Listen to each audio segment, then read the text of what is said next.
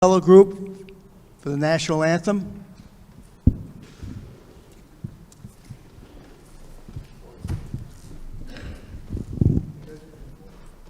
Fellow guys, dismissed.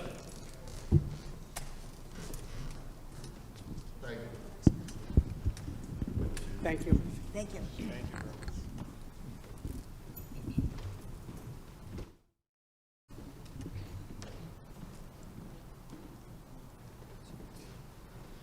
Oh, say, can you see by the dawn's early light what so proudly we hailed at the twilight's last gleaming, whose broad stripes and bright stars through the perilous fight o'er the ramparts we watched were so gallantly streaming, and the rocket's red glare, the bombs bursting in air, gave proof through the night that our flag was still there.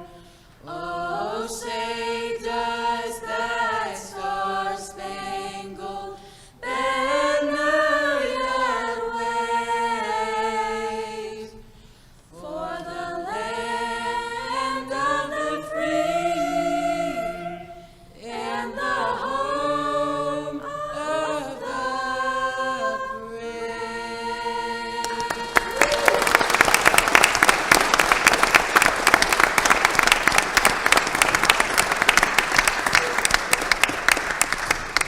Thank you. Thank you.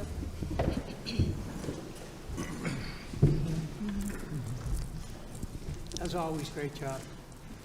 Thank you, Saugus High School a cappella group, for a wonderful rendition of our national anthem. Hello, Saugus. Welcome to the Saugus Town Hall tonight for the, this will probably be the last time you'll get to meet the candidates, the 9 candidates for the Board of Selectmen, who have taken the time tonight to brief you on their positions, to a series of questions will be drawn from the fishbowl shortly. These are questions that myself, Mark Vogler, editor of the Saugus Advocate, Janice Jarose, and Joe Vecchione. Janice and I will be co-moderator tonight. Joe will be the timekeeper, and he'll be slamming the gavel down to make sure that the speakers end on time. We hope to get out of here by 9:30, but 9? we'll see. 9? Whatever. Okay. You can stay here for till 10 if you want. 9. Okay? You said 9. Yep. Okay, you want to do the first question? Since they have rules, if you're not going to follow them. That's right. All right.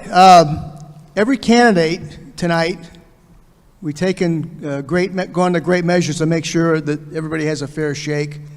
And you'll have a 90-second opening statement, 90-second closing. And I don't know what questions are going to be asked. They're going to be drawn out of that bowl, and some of them by the candidates. There's no interaction between the audience and the candidates, or the candidates and themselves. Power books are allowed to read your opening and closing statements, but when we're into the questioning round, just please refrain from that. So, Joe, you want to kick it off? Yep. So we're going to go left to right. Each candidate has a minute 30. Start off with Mrs. Serino. I want to thank Mark Vogler and the Saugus Advertiser, SCTV for airing the program, and Janice and Joe for helping out tonight. My name is Michael James Serino. I'm running for re-election to the Board of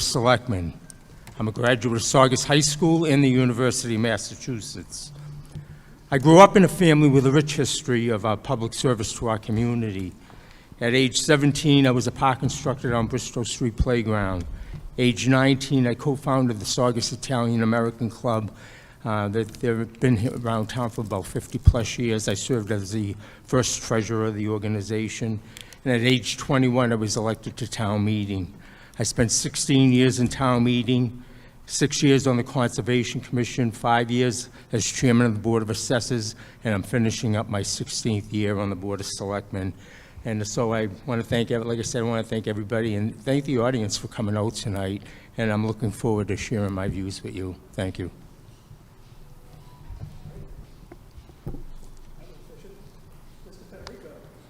Good evening, everyone. I first want to take a minute to thank Mark, Joe, Janice, Saugus TV, and my fellow candidates for putting on tonight's forum. It's great to see so many people here who care about the future of our town. My name is Frank Federico, and I'm proud to be running for Selectman. I've lived here in Saugus with my family for many years, and nearly 11 years ago, at the age of 25, I started my own business right here in town. That experience has given me firsthand understanding of the challenges and opportunities local businesses face, and a deep appreciation for the hard work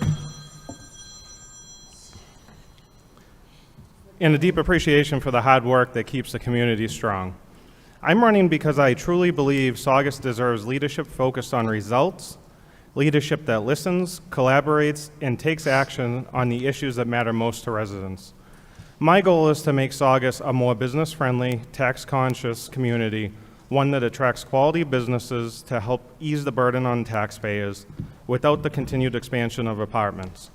At the same time, we need to keep our schools moving forward toward real, lasting success so every student has the opportunity to thrive right here at home. I also believe in thoughtful planning, fiscal responsibility, making sure every decision today sets up for a stronger tomorrow. If you've been following my campaign, you know transparency and accountability are central to who I am. You can rest easy knowing I'll give this town my all to achieve these goals and to help make Saugus a better place to live. All right, Mr. Ciccolini. I too would like to thank our moderators, Mark, Janice, and Joe, as well as our CTV, for putting this very important forum together. I'd also like to thank my family and friends who are in the attendance for support, as well as all the residents here and at home that are watching tonight. My name is Jeffrey Ciccolini. I'm a candidate for re-election as one of your Saugus Selectmen. I've been serving on the board since March of 2015, including 2 terms as your vice chairman. I'm a lifelong resident and 4th-generation Saugonian, and I've been with my wife, Julie, for 28 years. My daughter, Gianna, is a 2019 honors graduate of Saugus High School's Academy, and she graduated from UMass Amherst. My son, Anthony, is a 2022 honors graduate of the Academy and is a senior at Bentley University. I myself am an honors graduate from Saugus High School's class of 1990, and I graduated magna cum laude from Salem State University in '94, where I received my bachelor's degree in business administration with majors in accounting and economics. I am a CPA partner and owner at AAF CPAs. We're a top 100 firm in the country with 400 employees, and I've been there for 31 years. I've displayed consistently over the past 10 years that I am pro-business and how integral my business experience is to the responsibilities that come with being a selectman. When I first got elected, restoring civility to the board, stabilizing the town's finances, and investing in our parks and playgrounds were a focus of mine. We've made great progress, but there's still work to be done. I look forward to responding to the questions this evening and hopefully earning one of your 5 votes on November 4th. Thank you.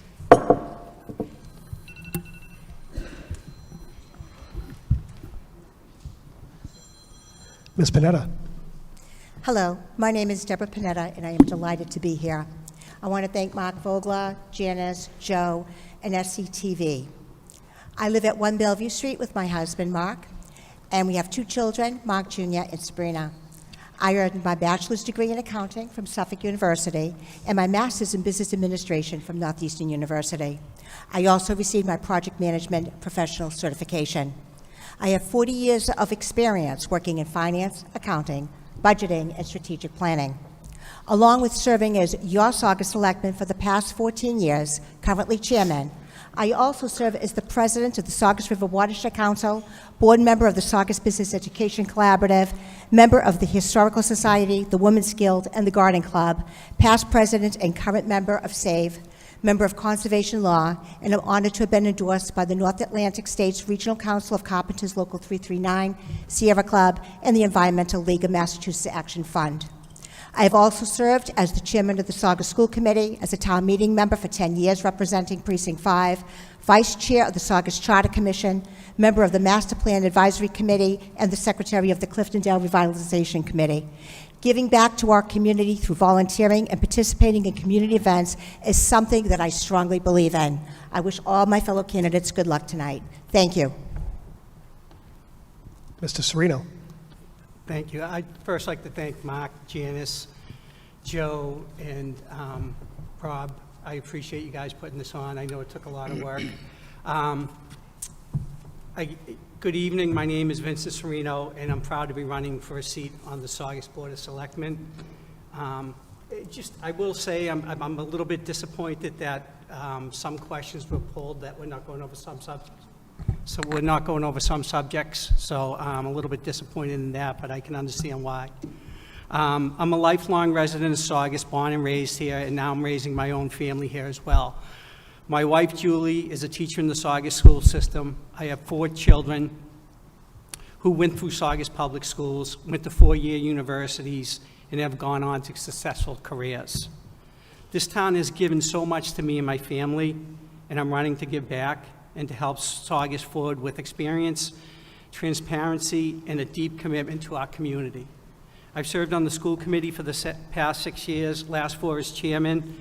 I've worked with town officials on municipal budgets, educational programs, and long-term planning. I've also owned a small business and currently serve as executive director of sales and marketing, giving me both public and private sector experience I believe is invaluable to the Selectmen's table. Most importantly, I'm an independent thinker. I believe in listening, finding common ground, and always doing what's best for the residents of Saugus. Whether it's improving public safety, supporting our schools, or encouraging smart growth, I will work hard every day to make decisions that strengthen our town now and in the future. Thank you, and look forward to conversation tonight. Thank you. If we can try to keep it to 1:30 if we want to get out of here. Sorry. I would have gave him 10 seconds. Yeah, I would That's have all given it to you too. Yeah, sorry, I'm not trying to be mean with this. I'm just trying to keep time. Mr. Cogliano. Thank you. Good evening. My name is Anthony Cogliano, and I'm a candidate for re-election to the Saugus Board of Selectmen. I'm a proud graduate of the Saugus Public Schools, class of 1984, and hold a Bachelor of Science degree in Business Administration from Salem State University with a concentration in management. Professionally, I'm the owner of A. Cogliano Realty Services, the general manager of Cogliano Plaza, property manager for Interstate Properties, as well as a licensed realtor with Littlefield Real Estate. I first had the honor of serving this community in 1991 when I was just 25 years old, working alongside some of Saugus's finest and most dedicated leaders, people like Dick Barry, Jeanette Fasano, Christy Champa, and John Bernard, to name a few. After 10 years of service, I stepped away to focus on my family. My wife Teresa and I raised our 4 wonderful children, Cassandra, Gabriella, Sophia, and Anthony Jr., right here in town. Today we're blessed with 2 beautiful granddaughters, Luciana and Layla Cross. In 2019, with an empty nest, I decided to run again because my passion for serving this community never left me. To return after 16 years and top the ticket was something I'll never forget. From day one, my focus has always been and will continue to be on you, the people of Saugus. I love this town. I love helping others, something instilled to me by my grandfather, the late Tony Cogliano. With your continued support, we can keep the Cogliano tradition of service alive. Thank you very much. Thank you. Mr. Souza. Good evening, everyone, and thank you to the moderators, organizers, and all Saugus residents who cared enough to be here tonight, and those that are watching us today. My name is Sandro Pensini Souza, and I'm proud to call Saugus my home. I'm a husband, a father, a business owner, and a community volunteer who believes that good government starts with listening, transparency, and accountability. That's why I'm number 3 in the ballot. I was born in Brazil. I speak English, Portuguese, and I speak Spanish, something that's helped me connect with many of our town's diverse residents. My professional background is in finance and housing, where I've spent years helping families buy their first home, often when others told them wasn't possible. I'm running for selectman because I believe Saugus deserves leadership that unites and not divides. We have incredible people in this town, and I wanted to help bring our community together around solutions that protect our neighborhoods, strengthen our schools, and keep Saugus affordable for working families and seniors. Tonight, I'm here to listen, to share, and to show that together we can build a stronger, safer, and more connected Saugus for everyone. I'm Sandro Pansini, number 3 on the ballot. Thank you. Thank you. Ms. Herman Durant. Good evening, Saugus. My name is Stacy Herman Durant, and I'm running to be your next selectman. My husband Joe and I have proudly called Saugus home for the past 20 years. We have 3 children, and our youngest attended Saugus High. Like you, we've built a life in this town, and we're deeply invested in its future. I was raised in a tight-knit community, much like Saugus. Both of my parents were public school educators, and they instilled upon me the value of service. In our family, it was never a question of if you would give back, but how. I currently serve as a town meeting member with a perfect attendance and voting record. I also serve on the Zoning Board of Appeals, and I'm a proud member of the Saugus Garden Club, SAVE, Bike to the Sea, and the Saugus River Watershed Council. I also have served on the Affordable Housing Trust. Professionally, I work in university leadership and currently serve as Assistant Dean at the College of Engineering at Boston University. I hold a bachelor's degree in communication and a master's degree in higher education administration. I'm running for selectman because I believe in 3 things. First, I believe in preserving the unique character of our town. Second, I believe in being financially responsible. And third, I believe in equal access to emergency services and public health. Above all, I will listen to residents, respect differences of opinions, and keep the best interests of Saugus at heart. Thank you. Thank you. Last but not least, Ms. Dion. Thank you. Good evening, and thank you to the organizers and everyone here tonight. My name is Jennifer Dion, and I'm running for the Saugus Board of Selectmen because I believe in town government, and that I believe that town government should listen and lead with integrity and put the people first. My journey in public service began over a decade ago when I fought to make our playground safer because my daughter had been injured. That experience taught me the power of advocacy and the importance of responsive leadership. Since then, I've served for you on the Board of Assessors, the High School Building Committee, and previously on this very Board of Selectmen. I'm running to bring transparency, accountability, and common sense back to the table, from fixing sidewalks to ensuring fair taxes and protecting our environment. I'll work hard to make sure every resident feels heard and respected. Saugus is my home. I've raised my family here. They're here with me tonight. And I've committed to building a future that we can all be proud of. Thank you, and I look forward to earning your vote tonight. Thank you. Thank you.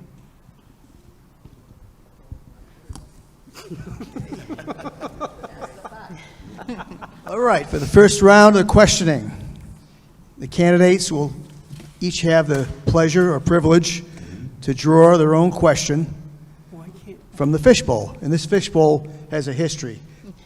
We're- well, that has a history too. Yeah, that was okay.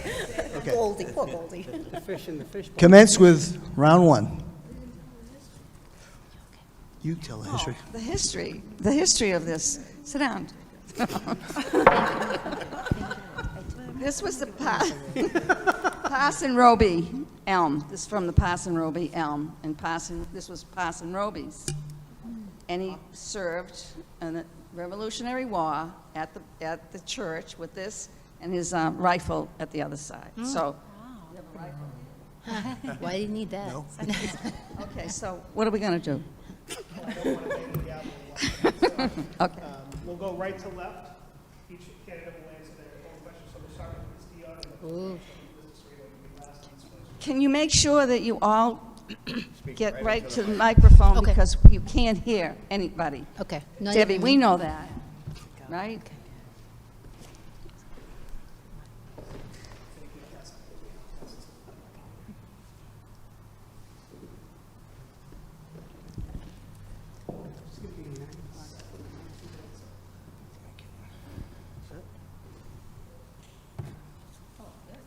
Yep.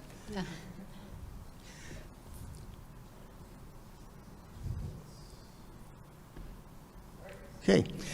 First question to Jen Dion.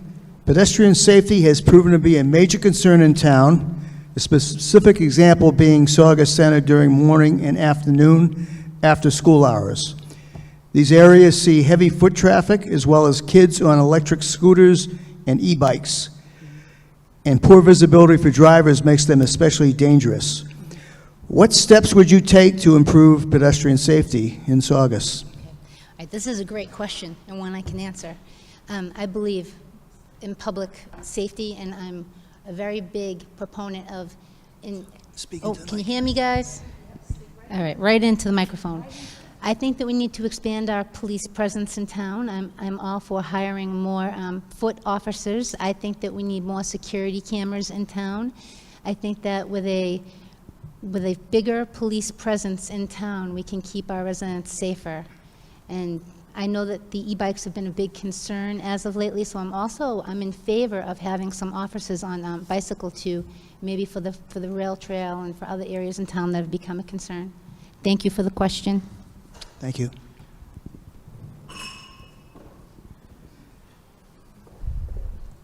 Thank you, Joe.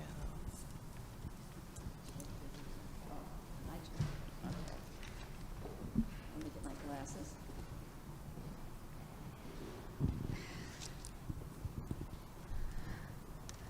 Stacy, would you be in favor of, first of all, I want to say something. A lot of these questions had a postscript, and they all wanted to wish all of you good luck, and we're grateful that you're doing what you're doing, serving the town. Okay, so Stacy, would you be in favor of rezoning to allow for industrial use to help fill empty commercial spaces as opposed to big box and retail shops lining the highway? Can you repeat it one more time? Repeat it? Yes, please. Shoot. I'm sorry, I just want to make sure I It's all understand right. fully. Would you be in favor of rezoning to allow for industrial use to help fill the empty commercial spaces as opposed to having a big box and retail shops lining the highway? Yeah, I believe in mixed-use properties, and of course, there's an appropriate place for business in different places, right? We certainly wouldn't want big box retail or big business right in the center of town. So having that kind of business on the major highway seems appropriate.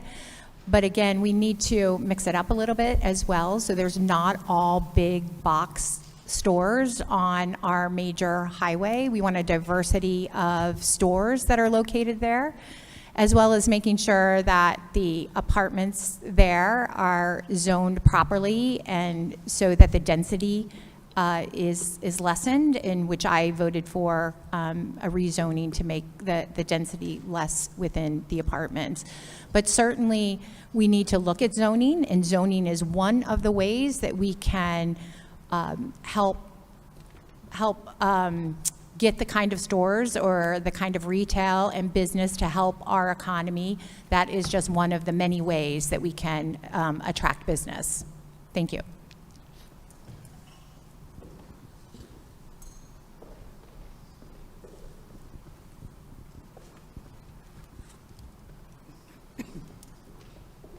Thank you.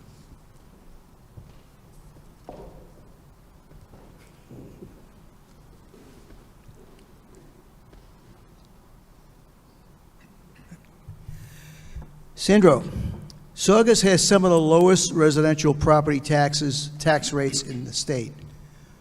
With upcoming expenses such as the vocational school, potentially a West Side fire station, and future municipal uses of the vacant schools, what's your vision on how to bring in more outside tax revenue to town without putting it on the residents?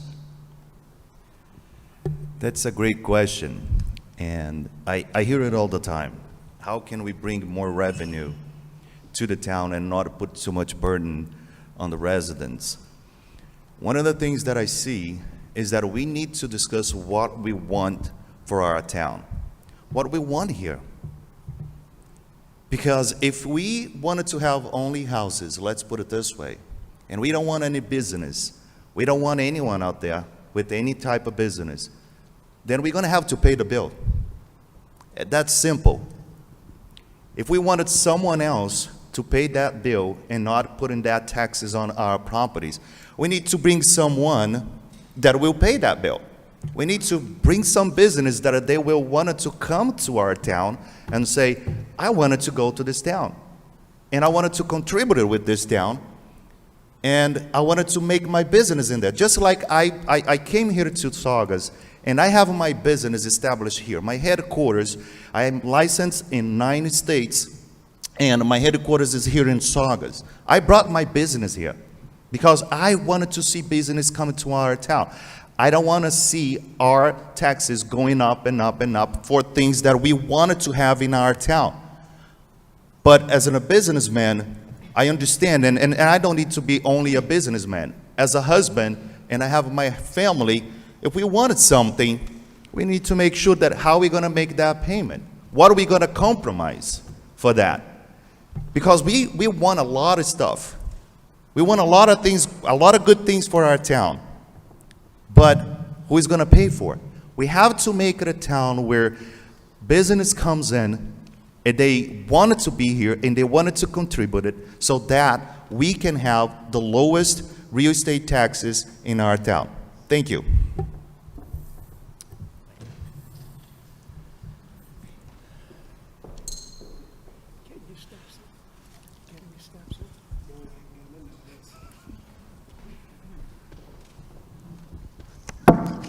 Put it in large font for you. I know. Okay. Anthony. Yes, Janice. Okay. Saugus has long dealt with issues of litter and trash all over town. What are your plans to mitigate this issue? Well, first of all, if you drive through Saugus now, Route 1 is an absolute dumpster. I've never seen the litter we have on Route 1. We have weeds that have become palm trees up and down the Route 1 corridor. So our state is not handling that part, certainly not doing a good job at it because it is bad. The rail trail in Saugus, another issue. I walk the trail every single day. I walk from Revere all the way to Everett sometimes, all the way over to Lynn. And our rail trail through Saugus is the worst portion of the trail. The weeds are never cut, everything's overgrown, there's trash. That has to change. But as far as just trash, litter in general, the new company we have that's taking care of our trash is doing a much better job than the previous one. Trash was a mess up until Capital Waste came in a couple months ago. So that's a positive for our town. We have the Charm Center to bring debris to. But all in all, Route 1 needs a major cleanup, and our sidewalks in town, another issue. Some people don't take care of their property in front of their house. Maybe we should hit them with some type of a fine for not cutting the grass in front of your home. But if you walk like I do all over this town every day, it's a mess. Some people don't take care of their property, and they should be penalized for that. Thank you very much.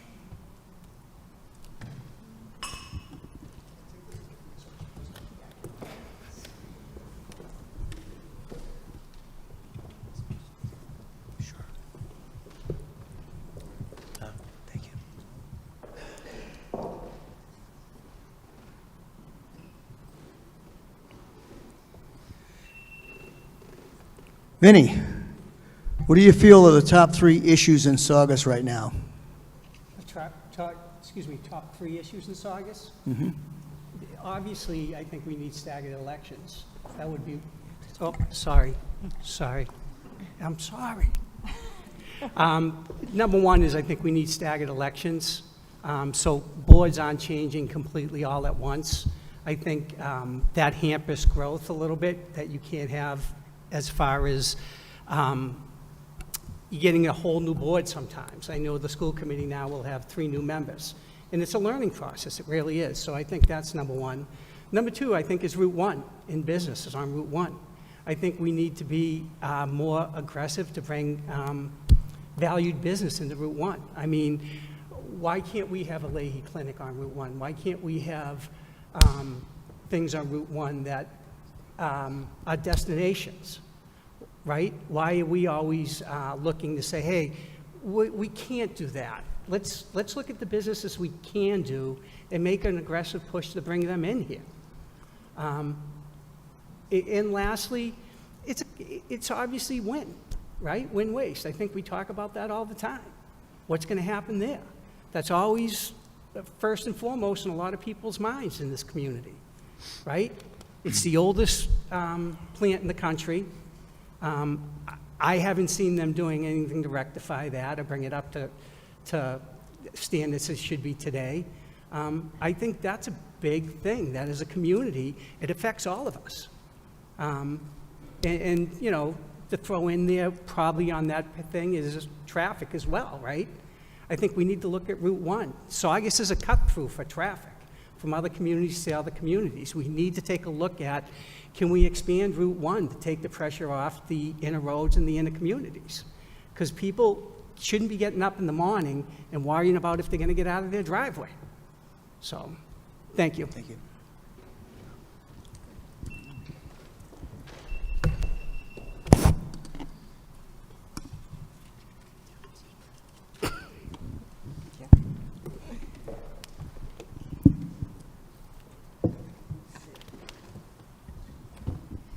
Debbie, Yes. talk into the mic. Would selectmen be in favor of levying a tax on building owners who are sitting on long vacant commercial properties in key areas in town to incentivize leasing of these properties? Could you read that one more time, I knew please? you were going to say that. Thank you. Would selectmen be in favor of levying a tax on building owners who are sitting on long vacant commercial properties in key areas in town to incentivize leasing of these properties? I'm not sure whether that would be legal to have an additional tax along with their regular real estate taxes that they pay. I do think that the town could take action to incentivize, to try to bring in more development into the community. We do have Route 1. We are very fortunate to have the commercial base that we do. And as a selectman, of the 5 of us have voted to shift 175%, which is a shift to commercial, to keep our residential taxes as low as they possibly can be.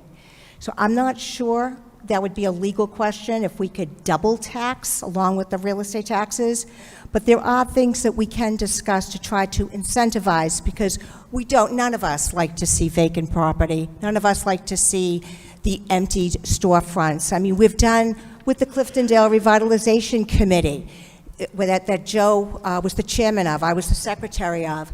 We're trying to bring more businesses into our town. We don't like to see the empty storefronts. And the more commercial we have, the better our tax rate's going to be for us residents. So thank you for the question.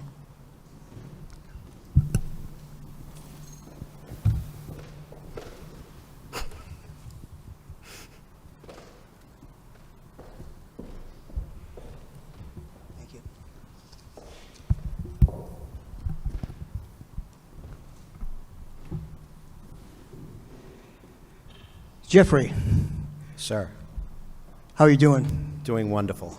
Okay. What is your opinion on the town manager's performance, and what do you think he can do better? How do you plan to work with him to optimize the effectiveness of our government? So, it's a great question, thank you. I feel as though our town manager is definitely the right person for the job. I feel like he's fiscally responsible, he's very ethical, he's, in addition to being a past police officer, he's an attorney and an accountant. So he brings the fiscal responsibility that's brought us to where we are today.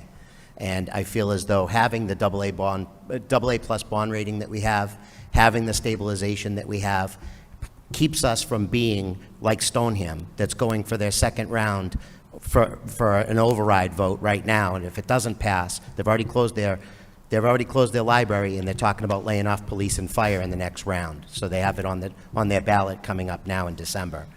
So I do feel as though our town manager does a great job, and I think the entire board felt that way when we voted unanimously twice to extend his contract, most recently to 2030. That was a unanimous vote. However, I do feel as though everyone has areas to improve. I would like to see Scott's communication improve in general, more timely communication. We held him to regular meetings, update meetings as to the status of key projects in town and what's going on. I like the fact that we've pushed out more social media opportunities for residents to be able to be kept apprised of everything that's going on in town real time as opposed to our website. We've engaged professionals to revamp our entire website, which should happen in 2026, and it should be immensely better than our archaic website that we have today. Our residents deserve better. Scott knows it's a priority. He's on board with it. He's prioritized it. But I do feel as though he is the right person for the job. Thank you for the question. Thank you.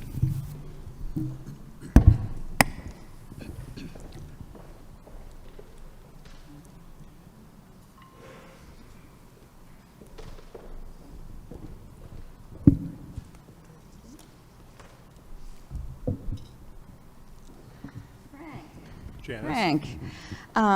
Okay, here we go. This is a long one. Traffic congestion has noticeably increased on major roads throughout the town. Many residents have expressed concerns about these issues on social media and in the community.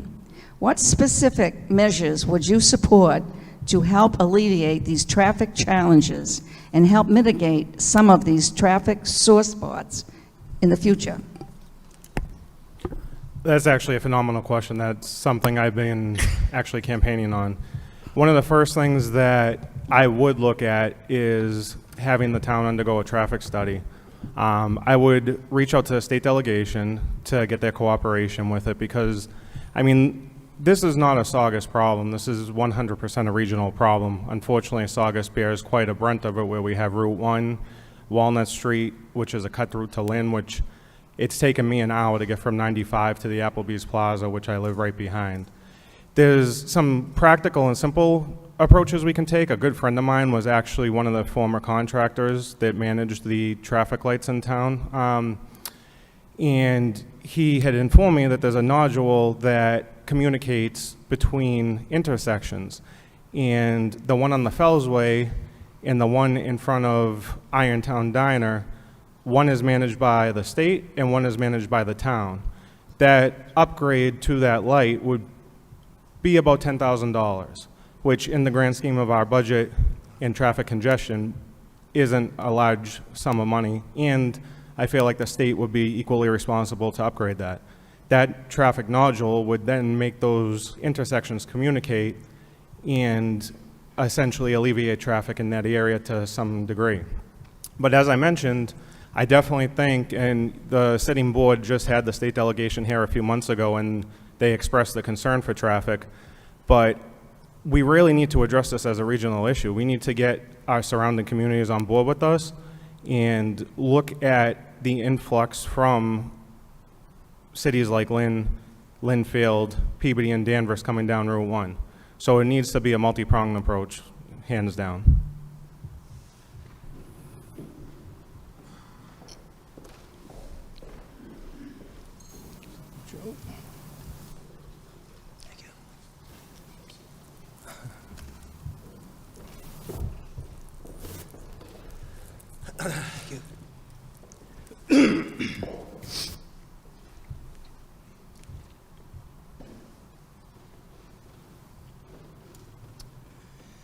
Michael, how are you doing tonight? Hi, Mark. How are you?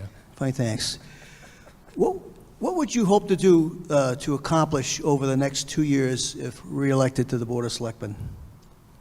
First of all, I want to maintain the stability that we have in town, that we've had in town for many years now, because I believe of the zoning changes that I had authored to make, requiring 3 votes to renew a contract.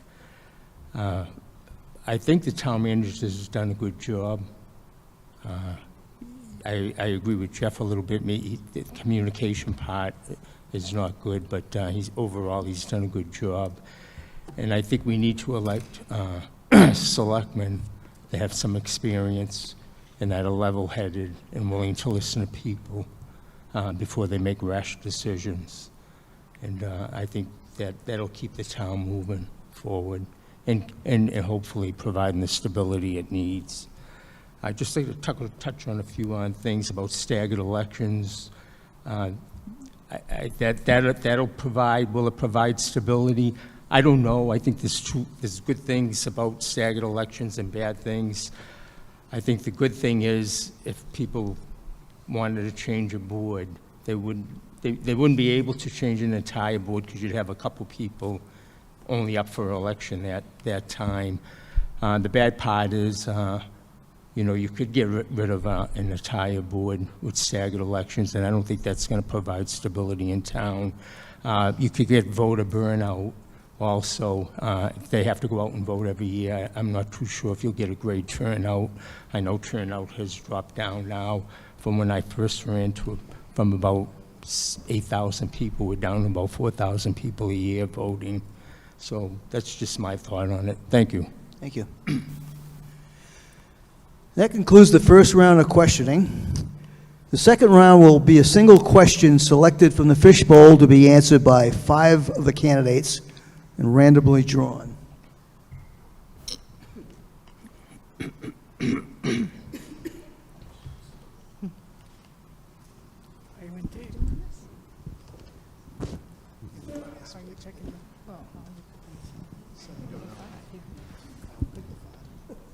So number 1 is going to be Ms. Panetta. The first 5 will answer this question, the next 4 will answer another question. So we're going this way? No, we're going to pick them all out. You're going to pick them out. Deb's okay. going first. Deb, what departments do you feel are underfunded? As a selectman, how do you plan to address these departmental shortfalls, understanding the larger context of the town budget? Thank you for the question. So our budget's about $140 million. The schools get a big chunk of that, of the monies that come in. In fact, in 2026, the school's budget was $34,768,000. But there's a big chunk of that you don't see in Schedule 19, which is the health care benefits and the pension. So your question is, which are underfunded? Well, all departments, of course, could use more money. We have just a certain amount of money, and it has to be divvied up by all of our departments.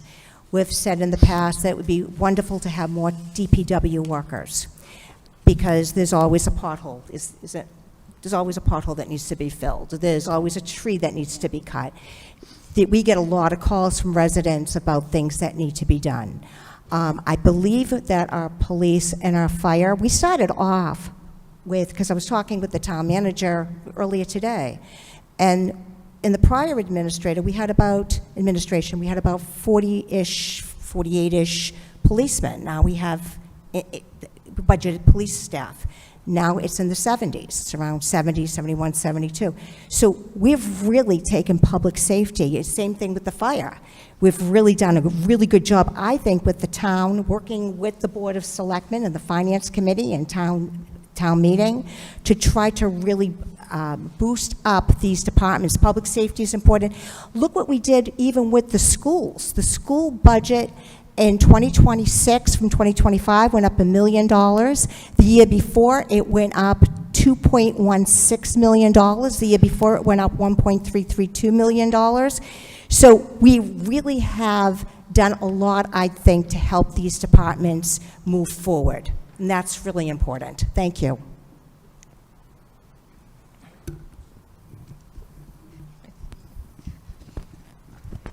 Ms. Herman Durant. Same question. Okay, thank you. Well, I come from a family of educators. As I mentioned before, both my parents were in public education, and my daughter-in-law teaches in Worcester. So I know firsthand, working at a university, the financial strains and the funding cuts that are happening in our schools on a daily basis. I'm trying to rearrange my budget based on the federal funding that is presented to us. So there's always a need for more funding for our schools. We also have some things that we need to be prepared for: the rising healthcare insurance premiums, our new trash contract, pension obligations, and personnel costs for the future. So I believe that besides the school, we could invest more in our charm center and maybe include composting in that, as well as a possible swap center to make sure that used goods are not put into the waste stream but are actually reused, and our DPW to handle our public works around the city. I think those could use some more investment. Thank you. Mr. Pagliano, same question. Thank you. Well, let's talk about the schools first. When we had the school budget proposed last year, we had several people in here saying the schools are underfunded. I handed the superintendent a layup question. I asked him point blank, do you have enough money to run the schools properly? He got up and said yes.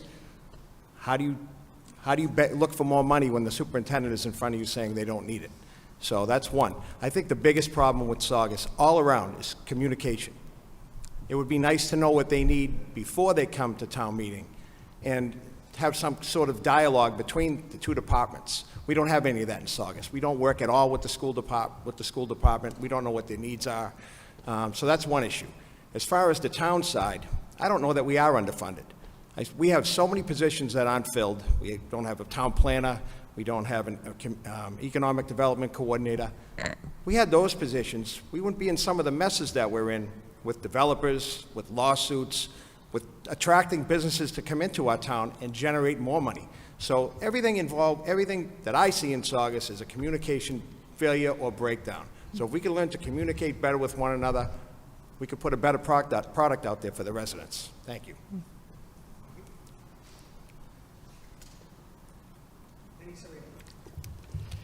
Yeah, so that's a good question, but when you talk about the funding for the schools, I think a lot of people don't understand what they're talking about. So when we look at funding, we're looking at 80% of our budget is salary, okay? That wraps up everything right there. The 20% is not, is everything else. And I think we just passed a new way to do the budget at the schools, which will help that. To say the schools are fully funded is technically true, but when you look at other communities and the money they put into schools and the money they put a value on what they do at the schools and they put a value on education, I don't care how much money you give the schools, I can't ever hear it being fully funded. As far as the other departments in town, listen, we've got constraints of a budget that we have to abide by. Could we say every department could use more? Absolutely. You know, if we have a bad winter, we're going to need more plow drivers. We need more DPW, right? Public safety, we're talking about traffic, sidewalks. We could always use more police. We're talking about a new fire station. We're going to need new firefighters. So I think when you look at that question, you really have to break it down as where should the funds go and where is the value going to be when you expend those funds, right? What value are we going to have from the town? Is there going to be more value in hiring teachers? Is it going to be more value in hiring firefighters, police, etc.? So I think when you look at it like that, every department could use more, but you really have to look at what's important at that time.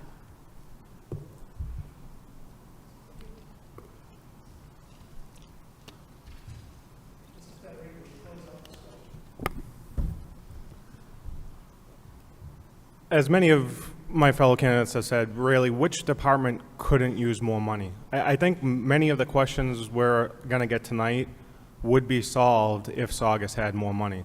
That's why it's imperative that we hire the positions that are vacant, such as a town planner, so that we can develop a plan for the town that will bring in businesses, not just businesses that take over a rundown building, slap a coat of paint on it, call it a day, but businesses that will invest in that building multiple millions of dollars, and we can then tax them at a higher assessed property rate. As far as the departments that could use more money, hands down, let's put the money at the schools. I think that's going to be our maximum investment, and investing in the future of Saugus is always going to be number one. Number two would be the DPW. As Ms. Panetta said, there's always a pothole that can be fixed. There's always a sidewalk that's heaving. The DPW, it's a thankless job. I mean, they do so much for our community, and they're wearing multiple hats. They're worked to the bone, and any type of help would be immensely beneficial for them. Police and fire, you can't put a price tag on public safety. You call 911 when it's a life or death situation, when you're having the worst day of your life, and these men and women come and help us. So again, we need to drive revenue positive solutions in Saugus, and creating new revenue is going to solve a lot of these issues. Next question.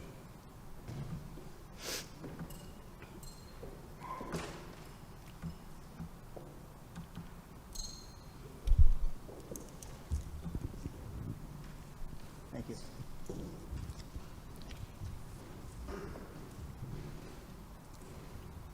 And the remaining 4 candidates. Okay. If elected, how will you address motorized vehicles on the rail trail, i.e. e-bikes, ATVs, electric scooters, and so forth? Wow, I know. I do love this question. I do feel like I have an answer to this question. I feel like it's more police enforcement, and to the former question, if I could fund another department more, if we needed to, if we could, if we had some new growth in town and we found some more money, it would be the police department. I feel like public safety is so important. Everybody's worried about crime. Everybody's watching the news every day, and a police presence out there, more patrol cars, more police on feet, more security cameras. I think that is the way that we want to go to get more police outside. I think that's how I deal with that. Thank you for the question. Thank you.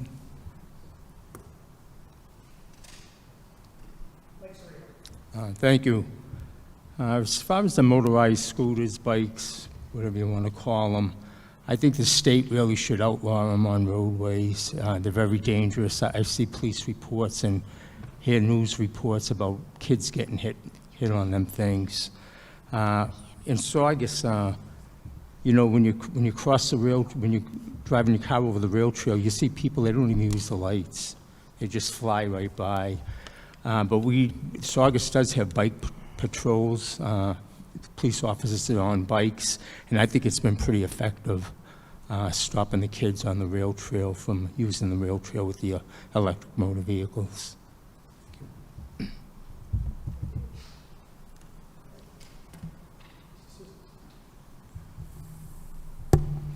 That is a great question. And as a matter of fact, I was the other day with Frank. Right, Frank? We were discussing about this question. We were. And that was one of the questions that I asked him. And the answer came saying, there are things that we cannot regulate because of the size of the bike, because of what it is. It falls out of our responsibility in terms of what we can and what we can't do. It's not a Indian Harley motorcycle like that. It's something that is new, something that we are learning how to deal with. And these kids, they're treating it just like we have our own bikes in the past. We used to get on a bike and ride everywhere, and that's their bike. That's their future. That's the time that they're living. And the question is, what did our parents used to do with us back then when we used to get our bikes and go to the streets? Watch out. Be careful. Be safe.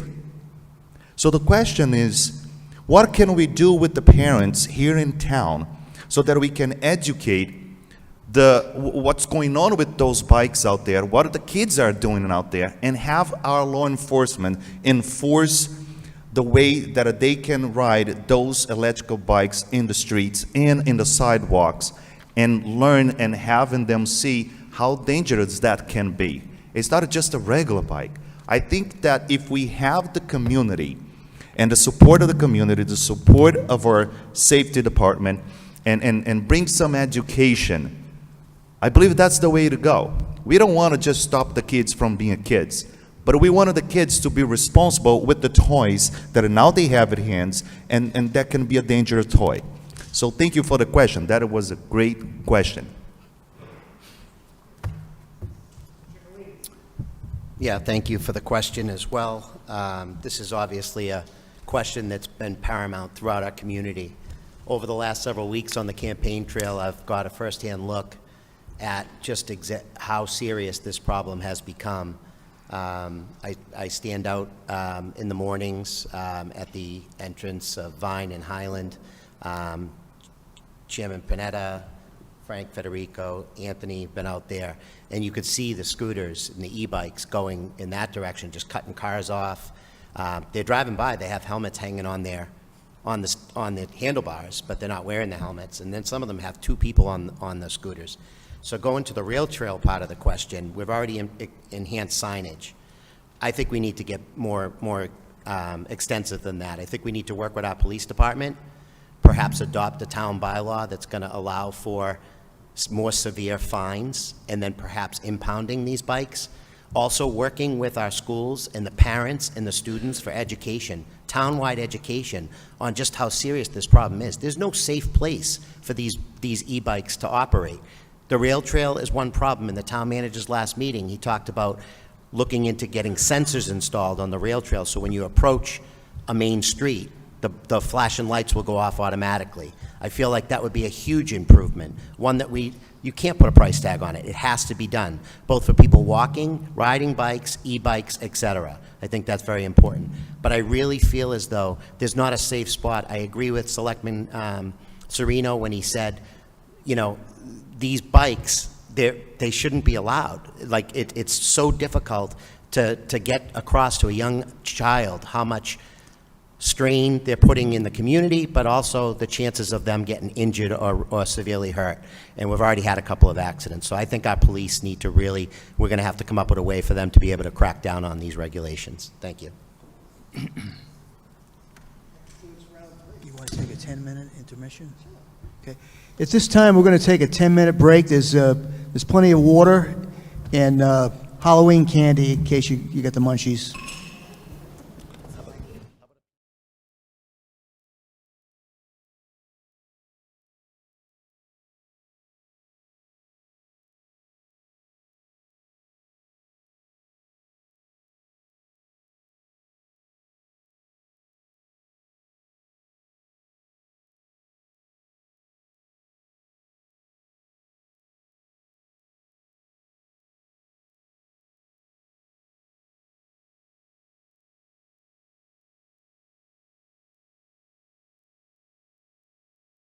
Shove this mic. I'll take your expertise on that. You know what thing. Please speak into your mics directly. Is this better? Speaking into my mic. Thank you. Clearly. I am your father.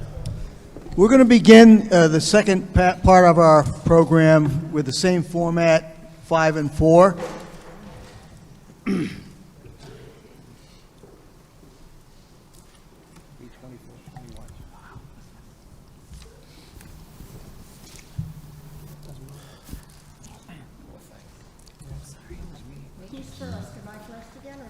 No, you got it. Oh, did you ask the question already? No. No, I'm only kidding. Yes, I'm they only did. kidding. Time's up. Who is it, Vinny? Next. Yeah. Talking to that mic. Do you understand? Yes. How's this? Good. If elected, would you ever campaign to remove the Sachem mascot from Saugus? Woohoo! This question could take 1 second for me. What? Absolutely not. Yeah. That's part of Saugus's heritage. That's part of what makes Saugus Saugus. Sachem for life, baby. I've grown up in this community, and I can be in another country and bump into someone from Saugus, and it's just, they're a Sachem. And I think we, as a community, honor the Sachem. And that's what really is important to me. We take that pride and honor it, so, thank you. So the other Sereno, Mike. Oh, no, absolutely not. Would not remove that. I had a summer home on Martha's Vineyard, and the Wampanoags are down there, and I talked to a few Indians down there, and they told me that they like seeing that, Indians on different things. They said what they don't like is when they have spears or something like that, but no, I'd be in favor of leaving it. Thank you. Mr. Souza.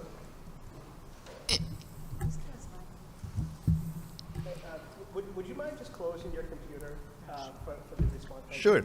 By the way, it wasn't in the internet anyway. I think he was. You did? All right. The service isn't great anyway. Neither of the microphones. No, and I will tell you why not. Believe it or not, I came from Brazil, but however, my great-grandma from my father's side, she was a native Indian in Brazil, with the hair that touched the foot right there, black to the time that she was 115 years old, never went gray. She worked to the last day of her life. I loved her so dearly, and I'm proud to have her blood running on my veins. So, no, I wouldn't do that. No way.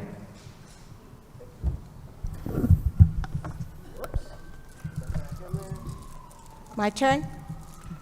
Look at that. Look at that. Absolutely, positively, no. Sachem is an educator. A sachem is a leader. And that's what we're so proud about.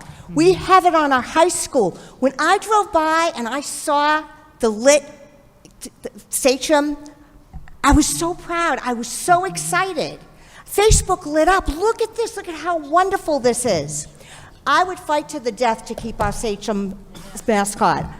I think it's ridiculous that there's even discussion about taking it away from us. We're not making fun of anyone. We're not putting on headdresses or doing anything. It's a sense of pride for our town. Yes. So, again, I would never vote to get rid of our sachem mascot. Last in question one, Mr. Federico. He's just on there. Absolutely not. We pay homage to community leaders, to members of the public by putting their names on buildings, on bridges. The sachem on the high school is no different.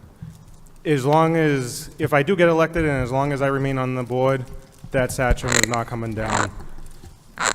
And I have to say, it looks amazing when it's lit up. So I'm glad we finally found the switch to that. Next question.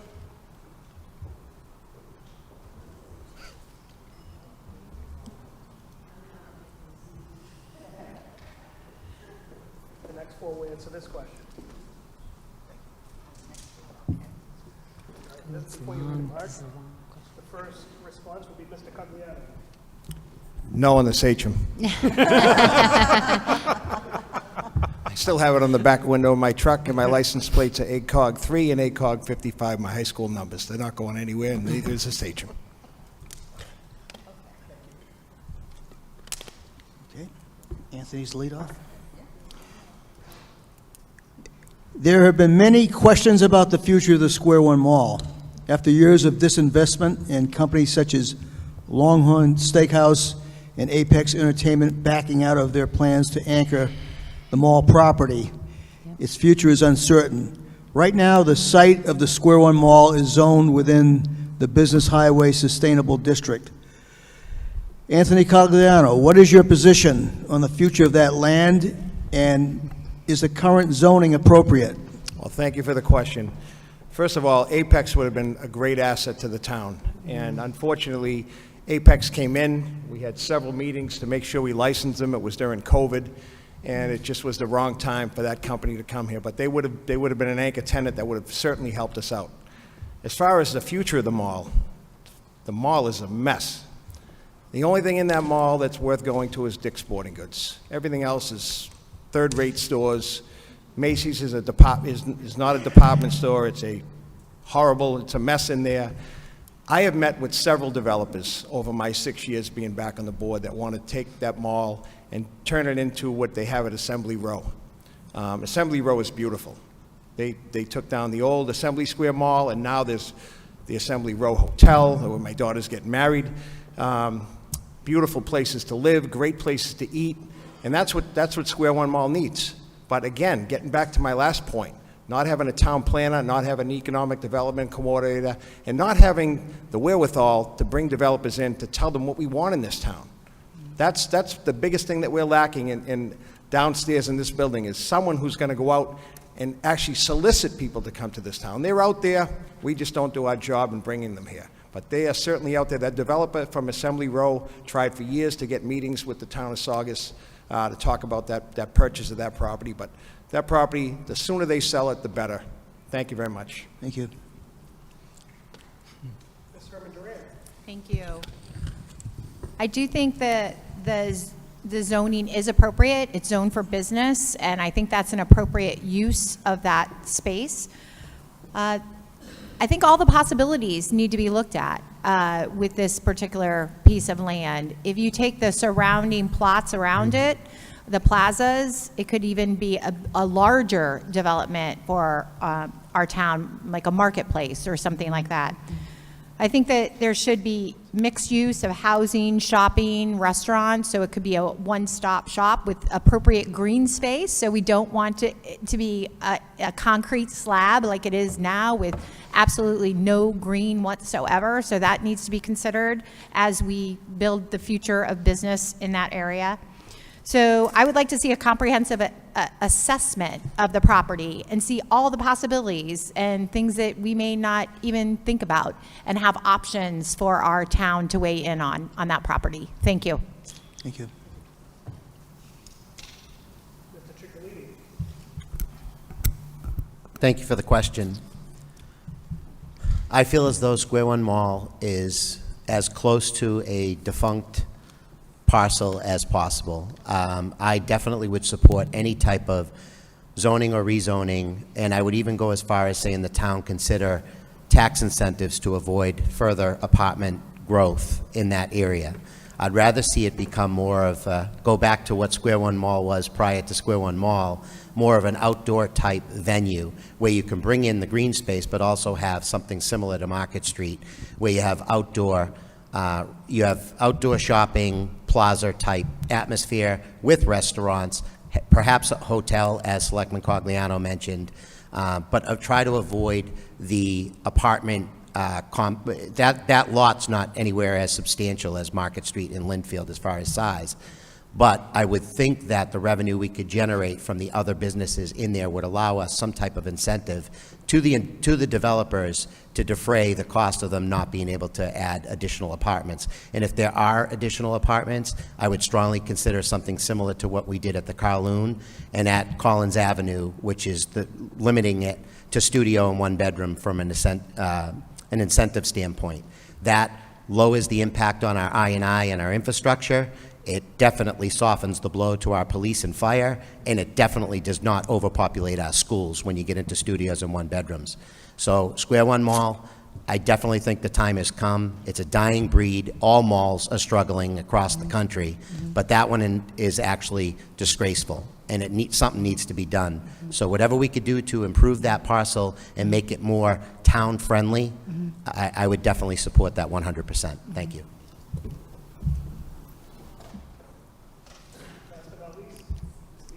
It's not an e-bike question. I think that's a fantastic location over there at the Square One Mall, and we could definitely do more with it. So if it took rezoning to get a medical building, some type of medical facility, or even a really large grocery store, I won't name names, but we definitely need more grocery shopping options in Saugus.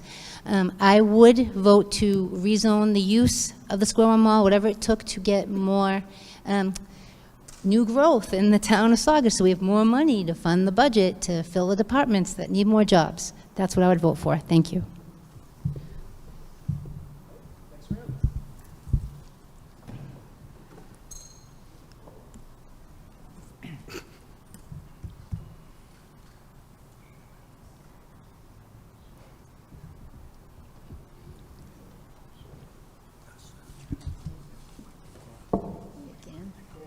This question, Ms. Panetti will lead us off with this question.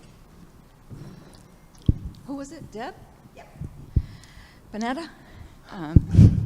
Accountability and transparency are two buzzwords often heard during political campaigns.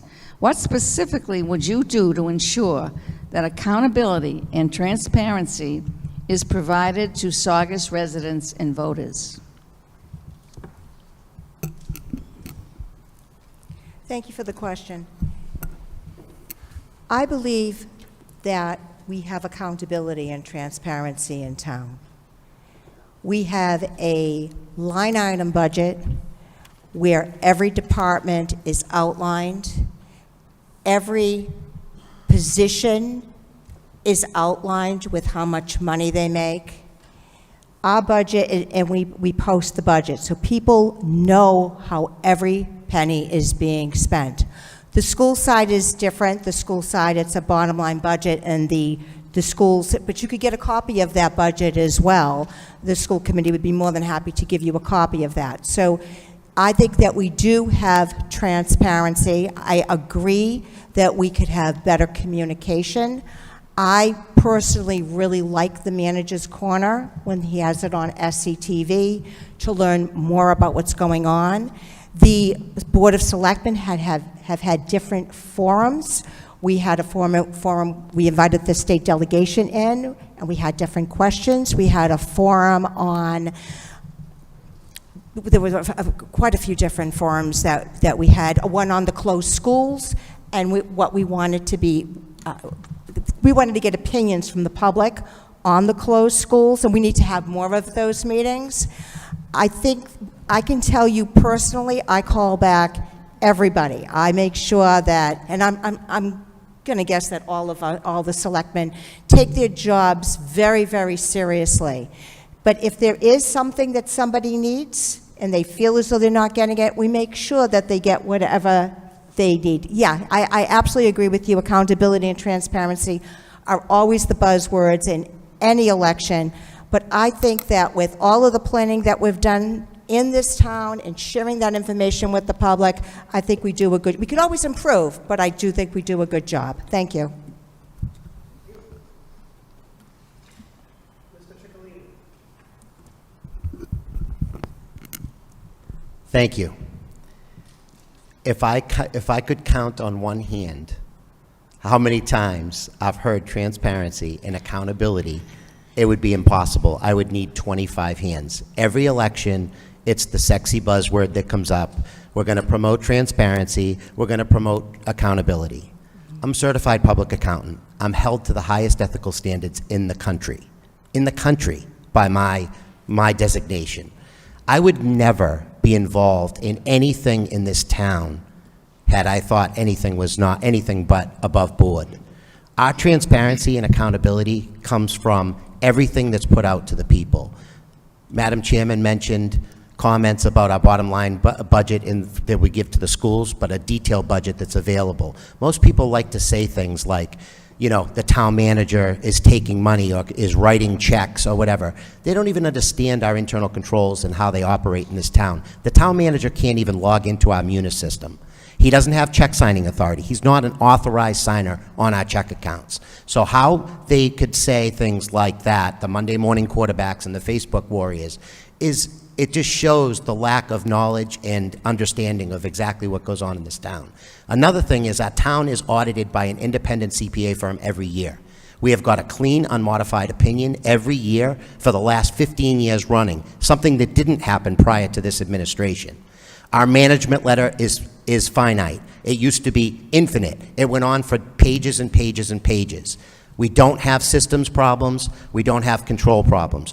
Could there be an improved communication to the residents about certain things? Absolutely. But as it's shown, when you try to get people involved, everybody has 32 ideas in how to change things. You built pickleball courts. You built 6. Why didn't you build 8? Why didn't you build 12? So it's very hard to get things done. So I do agree that there's transparency and accountability, but it has to come at the right balance. Thank you.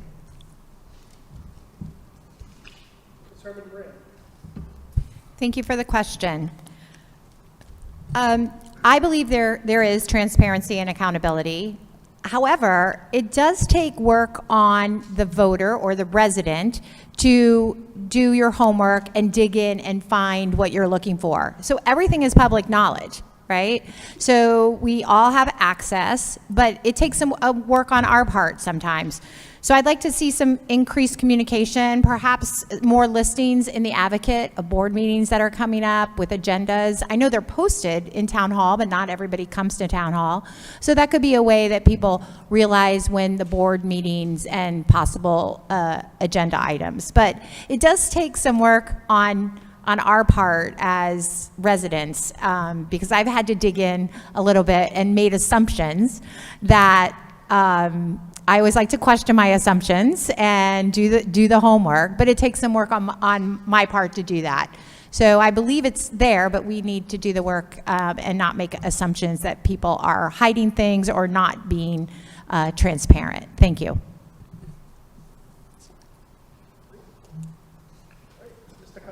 Thank you. I believe we can always improve on everything, and accountability and transparency is no different. I think the manager does a good job. I think I'll certainly repeat what other members have said here today. The finances were bad before he got here. He's done an excellent job controlling the finances. I don't think he's a great communicator at all. I think that's the one area he's lacking in, and I think you can look at several different instances with that. I mean, there's residents here tonight on the soccer playground issue. That issue was voted during, when we had COVID, meetings were held on Zoom. I don't think they were ever given the information they were looking for, that they continue to fight that. Now they have a court order that the project can't go forward. I think down at Anna Parker, you see communication there would have been another good place. I mean, the new facilities that were built are terrific. The pickleball courts are an extreme success. The hockey courts are a success. Did we overlook the traffic and the parking? That is a major issue down there. You can't get into the playground. And I guess the success of that is a great thing, but communication was certainly a problem there. And that's my big issue with the town of Saugus. Communication is lacking, getting the information out there to the residents. We have a pending lawsuit at on Collins Ave, a pending lawsuit. They gave the town a check for $200,000. They're looking for where their money went. I'm sure the money is where it belongs, but again, it's accountability. And the fact that we're not communication is lacking goes a lot with communication and transparency. So thank you. Federico will close out this question. I love this question. So I think there's a big misconception around accountability and transparency. One, I don't think accountability is a bad thing. I think it's just holding ourselves to a higher standard. Let's deal with transparency first. So one of the things I would like to see in town is digital permitting. We're probably one of the only municipalities in the area. Stoneham would be the other one, but they just updated to digital permitting, I believe, as the first of the year.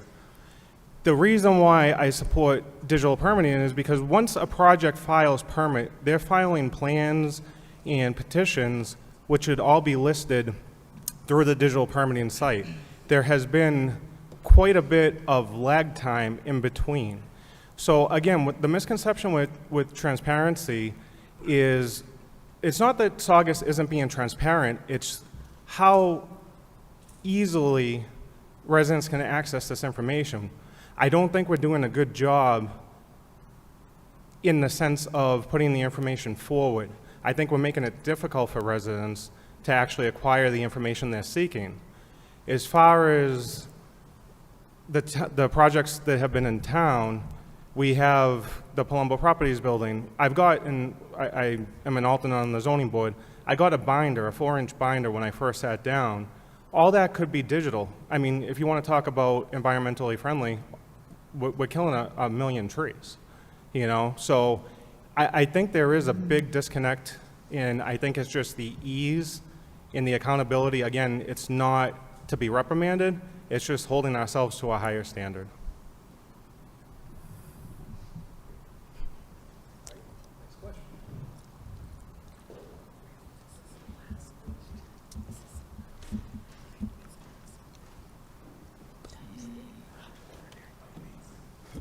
Okay.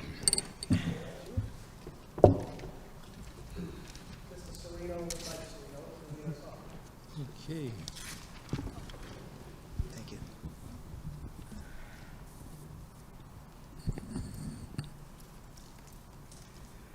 Vinny, how do you? Mike. Oh, Mike. Sir. Hi, Mark. I'm over here. Okay.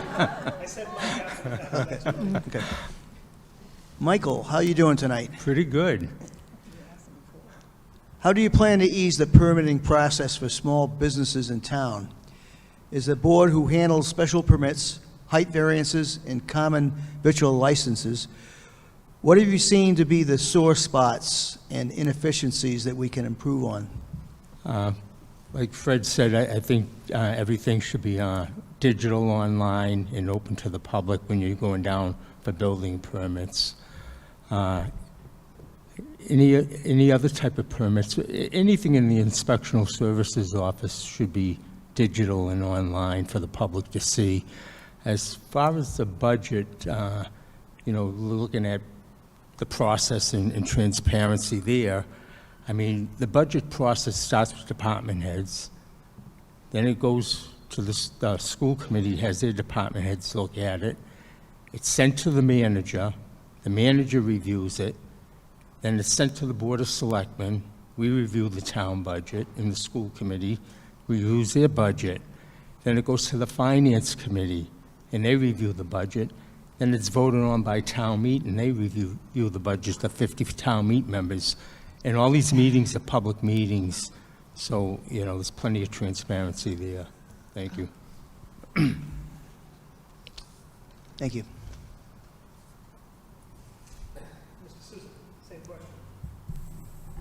Do you mind repeating the question back for me, please? How do you plan to ease the permitting process for small businesses in town? Is the board who handles special permits, height variances, and common victual licenses, what have you seen to be the sore spots and inefficiencies that we can improve on? I believe it's first is collaboration. We need to have more collaboration within the team and everyone responsible for those licensing. And with that, I agree with Cogliano that I have said about communication here in our town. I think that's one of the major issues that we have in terms of how to get things done, especially with those permits. Sometimes people come here, they want a permit for a business or something, but the communication is not out there. And I believe one of the solutions is having a better communication within our town, and at the same time, calling up on people like a development, someone that can come here and help the Selectmens and say, hey, this is going to be a good thing for the town, so let's make it easier for this type of business to come in.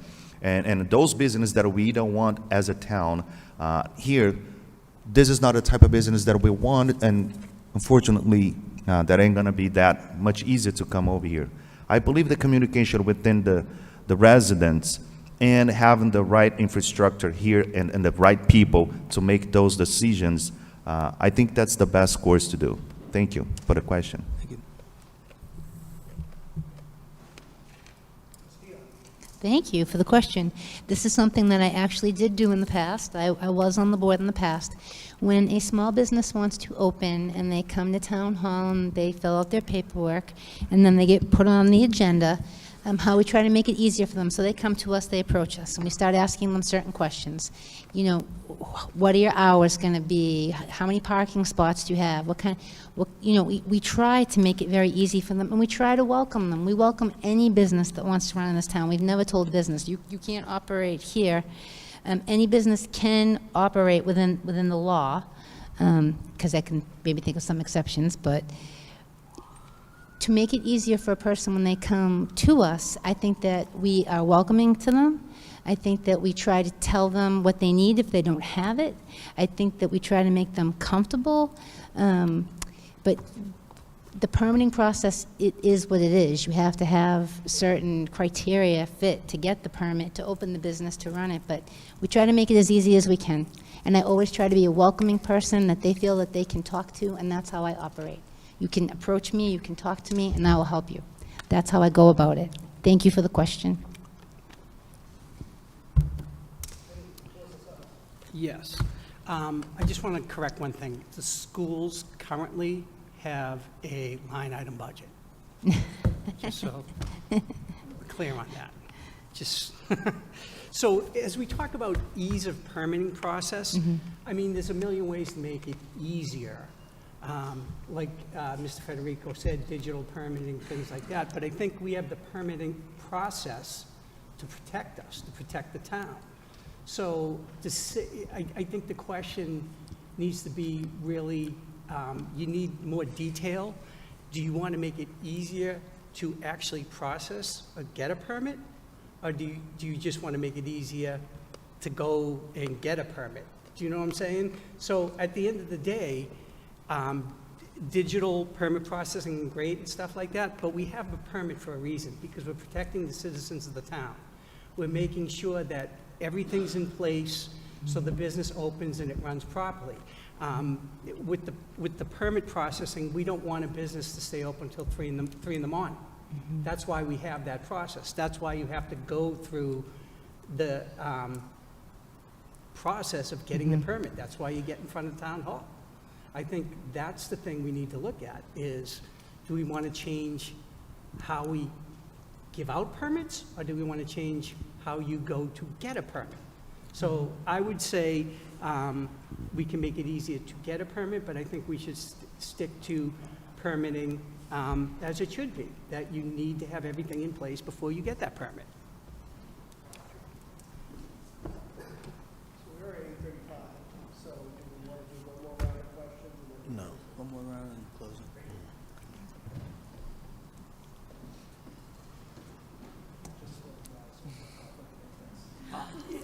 What's the name? Make it a good one, Joe.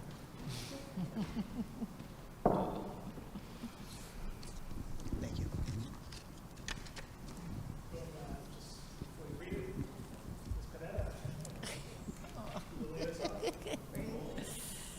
Three times in a row.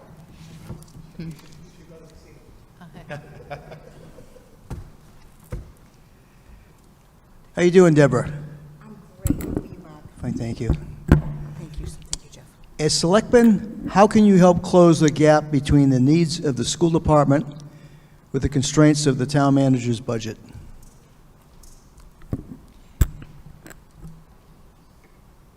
One more time, please.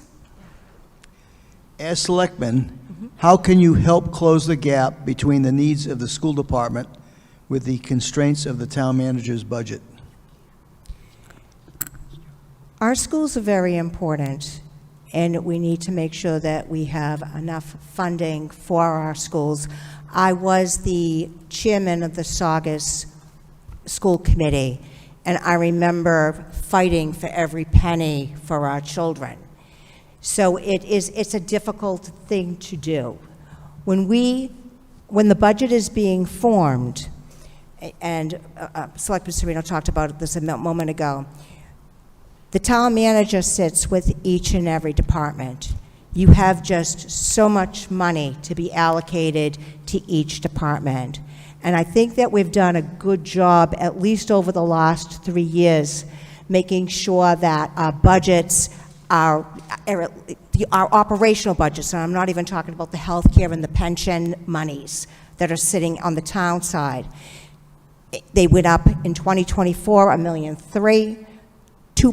almost 2.2 million in 2025, and another million in 2026. The town also, through town meeting, created this reserve. And the reserve had about $4.5 million that town meeting in their wisdom did this for student achievement. And at the last town meeting, they allocated $750,000, again, to help the schools out. So, and then the other thing we need to worry about as well, and we didn't really get a question on this, is the Voc School, how we're going to pay for that. That's also, what, $900,000 this year is going to be allocated for the building of the new school. We need to talk about how the townspeople are going to pay for that. That is that would be my top priority. If you would ask me the questions about the 3 top priorities, one would be paying for the Vogue School that we voted for, and we need that for, it's wonderful. The students that go there get a wonderful education. We have the charter school that we need to be concerned about. We have the Essex, it's not called Essex Aggie anymore, but we have that, Essex Tech. That's important. Are you going to bang the gavel on me? Okay, but all I wanted to say is, it's a delicate balance. You need to, as a selectman, we go to those budget meetings, and we need to understand what all the department needs are. Thank you. Don't break it. Oh, me? It's a luck of a draw. I'm sure that question's in here somewhere. Mr. Cogliano. Thank you. Mark, could you repeat the question again, or Janice? Who's got the, yeah.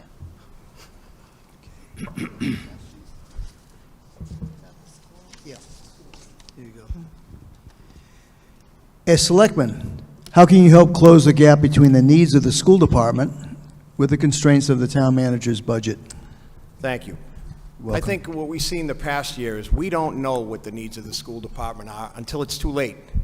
Right now, they're short teachers, they're short buses, but we didn't hear about where they were until that came to town meeting. So again, communication. Perhaps there should be a new way to do business in this town, that we actually know what the school side needs before they come to us or before they get to town meeting, and it's pretty much too late. Obviously, the educational experience in this town can only go up. And whatever we need to do to fund that, we have to find solutions for it. But again, the selectmen are limited as to what we can do, because we don't know what their numbers are until it's almost too late. And again, there's no communication between the two departments. To touch upon the Vogue School, again, it's a separate issue, but we'll be faced with an override and a debt exclusion for that. Those are things we're going to have to figure out how we're going to pay for. Are the people going to support that? You know, obviously, we need the vocational school. It's a great learning institution, but the residents are going to have to pay for that. Again, to get back to our communication, we need to start figuring out how that's going to be paid for, how much that override is going to cost, because that's the next thing. This is one election. We'll be dealing with that next year. A debt exclusion for that, and plenty of other things to come down the pipe. But again, communication, we can't hear about it before it's too late. We need to know about their problems before they get to town meeting. Thank you very much.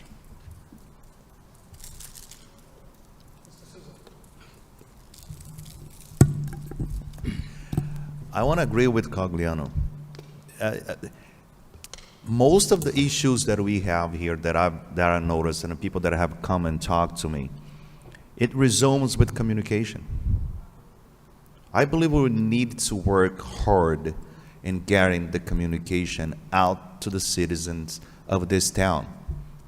And that relates to the accountability, that also relates to the transparency. In my business, I have to deal with it all the time. I'm in a banking industry. I have to be accountable for the regulators out there in those 9 states that I have a license in. And I have to make that available to anyone that comes in and wanted to check on it, if I'm doing the right thing. That's part of being communicative. I have that. I believe we should have it as a town as well. A lot of people came to me and said they don't know when we're going to have a meeting. They don't know what's being discussed in a meeting. They don't know a lot of stuff. And why don't we know about all those stuff that concerns our town? We're a small town, and we're not handling it well. And that's what I would like to see, and that's what I would like to make a change to it. If I can somehow get with my colleagues and say and advocate for that, for more transparency, for more communication, so that we can resolve these issues and bring it to the table, and whoever is responsible for, let's make it happen. Thank you for the question.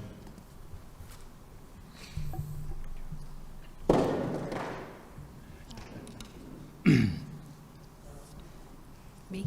Oh, I'm sorry, I didn't hear you. I think it's important to understand in the school budget what's reoccurring and what's a one-time ask. As a town meeting member, I've attended the finance committee meetings where the school budget was proposed, because I feel it's necessary not only to look at the numbers, but hear the story behind those numbers. That's how I believe it's important, so I'm a responsible voting member at town meeting regarding budgets. For example, in May, I voted in favor of 4 articles that supported additional funding for the schools, that included enrichment programs for our schools. We can't just take from free cash for reoccurring expenses.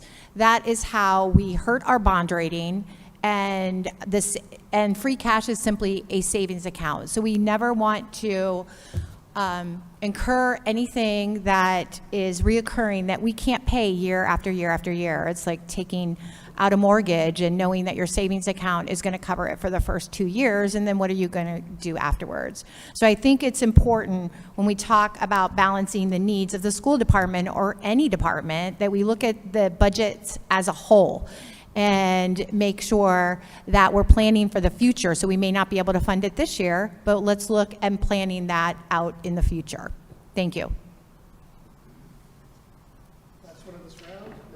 Ms. Dion, that's me. Oh, my goodness. So something I've always wanted to educate the public about, and I think a lot of people here already know this, is that when it comes to the town and the school department, we are separate in a way that the town has its operating budget and the school department has its operating budget, and the school department tells the town what it needs. And we as a town give it to them. Then a time will come when the school will come back and say, well, we didn't actually have enough after we've given them the money that they had. I have never had the privilege of being at the table of those conversations. So as Board of Selectmen, we can encourage the town manager to work with the superintendent and the school committee and all of those departments to get more of what they need, because of course education is the most important thing. The children are our most important thing. They're our asset. They're the upcoming leaders. But as for me, as a selectman, there's not much I can do about the school department's budget, except, we can make a policy as the Board of Selectmen and let the town manager know that this is what we want to happen, but the Board of Selectmen doesn't actually make those decisions on what the school department is going to get. So I'm always trying to let the public know that they are separate. We have the town manager, the selectmen, all the departments fall down under the town manager, and on the other side you have the superintendent of schools, the school committee, and all of their departments. And while we should work together, we do keep them apart. So in the future, maybe getting everybody together at one table to have these real financial conversations, maybe that's the answer. Thank you for the question.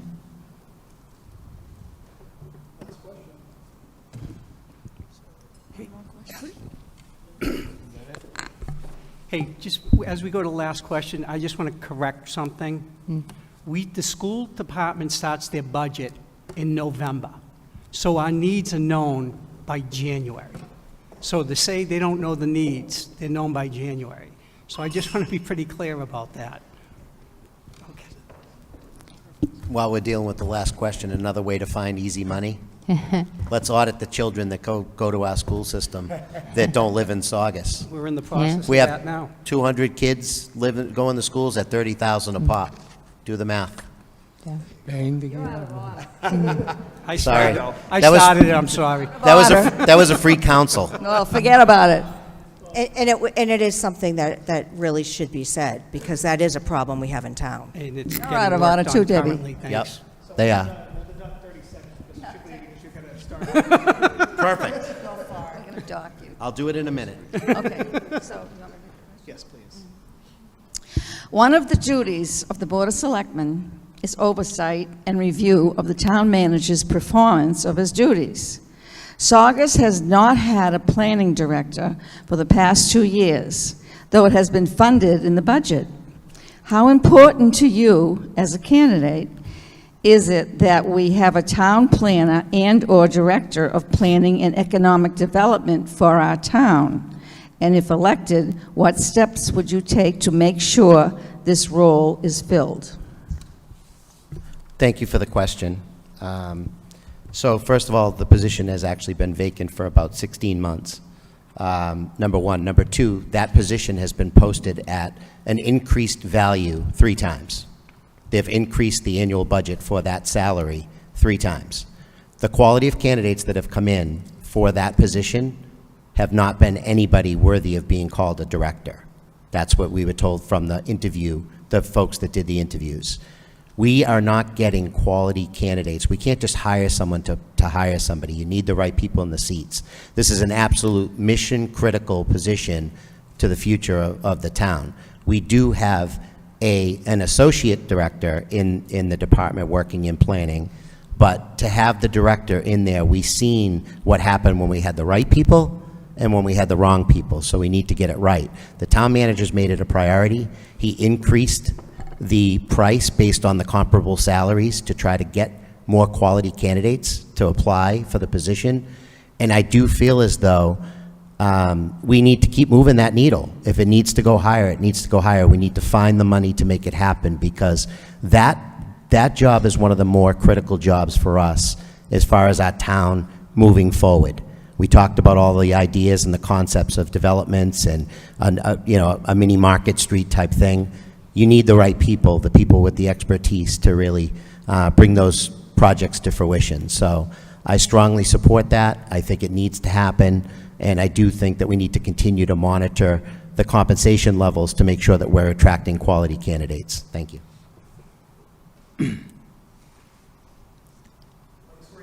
Thank you. Thank you for the question. Yeah, I talk to the manager all the time about positions that need to be filled, and the planning department was probably the most important one up to right now, up to now. And like Jeff said, that he's increased the salaries for that position 3-4 times. It's important that we have one because they also apply for grants for the town. So I'm all for that. But I'd just like to quickly touch on the schools, because I think it's an important issue, and I figured it'd be coming up tonight. I just want to give you a rundown. In 2005, this year's budget, we get an increase of $2 million in new property, Prop 2.5 taxes, new growth $500,000. We increased the school budget by $1 million. I mean, and our health insurance costs went up $1 million. Retirees went up $414,000. So the school budget increase was $2.5 million, and that's just about what we took in for new revenue. Plus, like Deb said, we have the enrichment program with $4 million in it. But we're doing what we can, and it's really a delicate act. But the challenges are the VOC.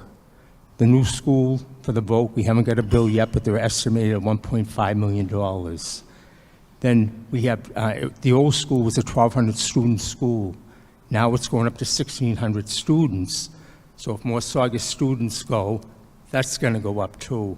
So it's really, it's a tough balancing act. You know, you have so much money in the pot, and you got to figure out where to put it. But thank you.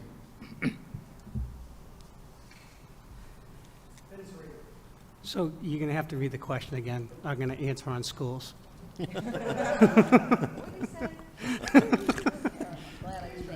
I didn't hear him. Are you listening, Benny? Yes, thank you, Mr. Rose. One of the duties of the Board of Selectmen is oversight and review of the town manager's performance of his duties. Saugus has not had a planning director for the past 2 years, though it has been funded in the budget. How important to you as a candidate is it that we have a town planner and/or director of planning and economic development for our town? And if elected, what steps would you make to make sure this role is filled?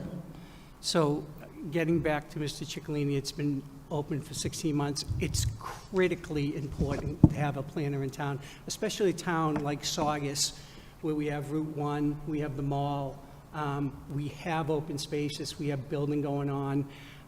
It's critical, and I think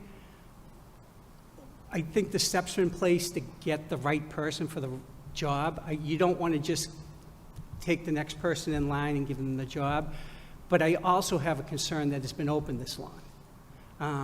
So that is a concern of mine. A planner for the town is one of the most important positions in the town because it plans out the future of the town. We can bring ideas, and they'll tell us if they'll work or not, and that's critically important to this town.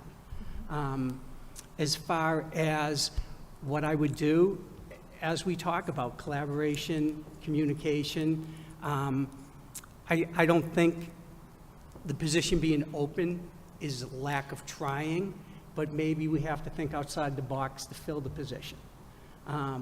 You can throw money at everything, doesn't fix a problem. You need to look inside and say, in Saugus, and I tell people this, is a unique town. You can come here from another town and say, I know this town. It's a unique town. Ask anyone who's lived here, okay? Saugus is someplace special, okay? So I think you need to get the person that fits the position and is going to be able to handle it. So, thank you. Would you mind repeating the question one more time? About the schools. About the schools.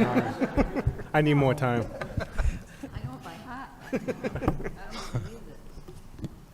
Okay. Frank, one of the duties of the Board of Selectmen is oversight and review of the town manager's performance of his duties. Saugus has not had a planning director for the past 2 years, though it has been funded in the budget. How important to you as a candidate is it that we have a town planner and/or director of planning and economic development for our town? And if elected, what steps would you take to make sure this role is filled?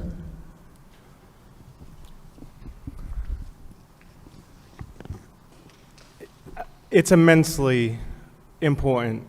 My whole campaign, my whole vision for Saugus, the vision of the residents that have gotten back to me, this is the pillar of that vision. I posed the question, why are we waiting for the candidate to come to us? Maybe we need to hire a headhunter to go out and search for somebody. Maybe we need to go on Indeed and start offering the job to other municipalities, people working for other municipalities. We have to create the opportunity because clearly the opportunity isn't coming for us. As one of the candidates said, you can throw money at problems, that doesn't necessarily fix it. Action is really what fixes it. So again, let's get on Indeed. Let's see other town planners. Who is doing well? What are their salaries? Do they coincide with Saugus? And let's make them an offer. Why do we have to wait for them to come to us? Why not Saugus go to them? So in short, I would collaborate with the town manager, and instead of just posting the position, I'd say, all right, maybe we need to start looking to go to them because clearly they're not coming to us.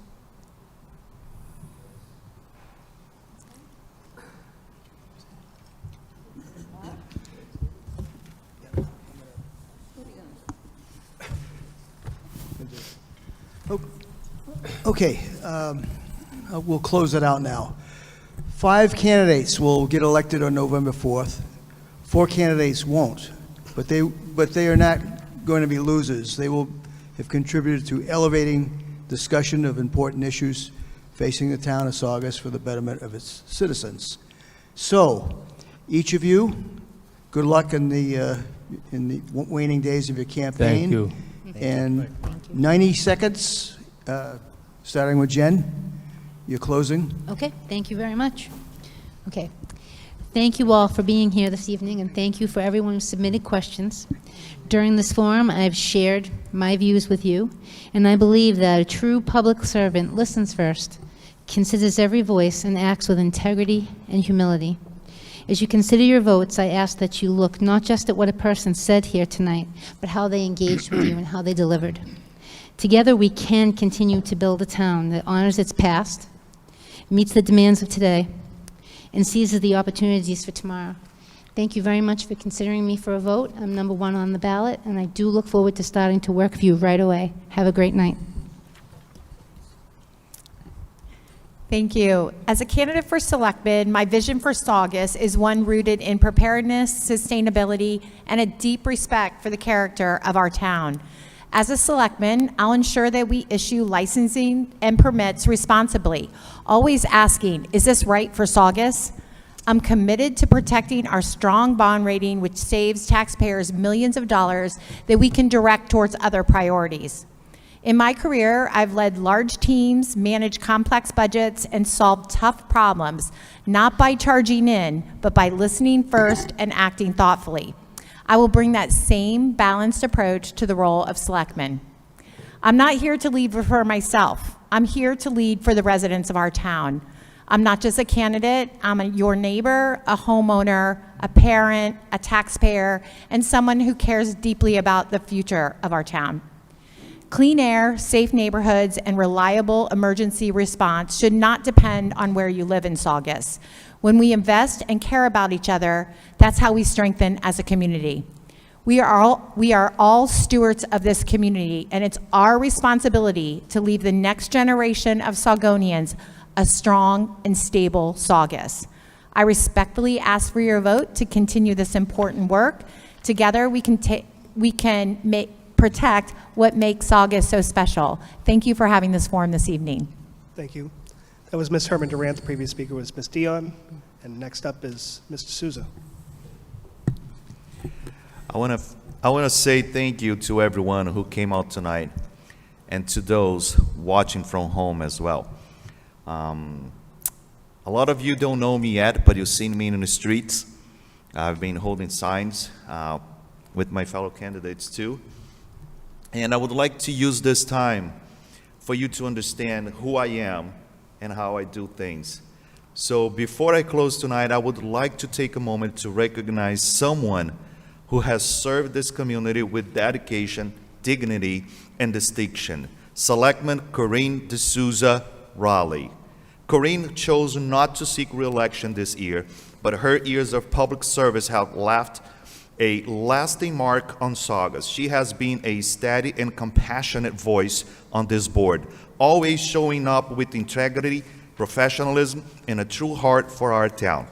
Whether it was advocating for residents, navigating difficulties, decisions, or simply listening, she did it all with grace and commitment. So tonight, I wanted to say thank you, Corinne. Thank you for your tireless service. Thank you for setting up the example of what it means to serve with honor. And thank you for paving the way for all of us who believe in the potential of this community.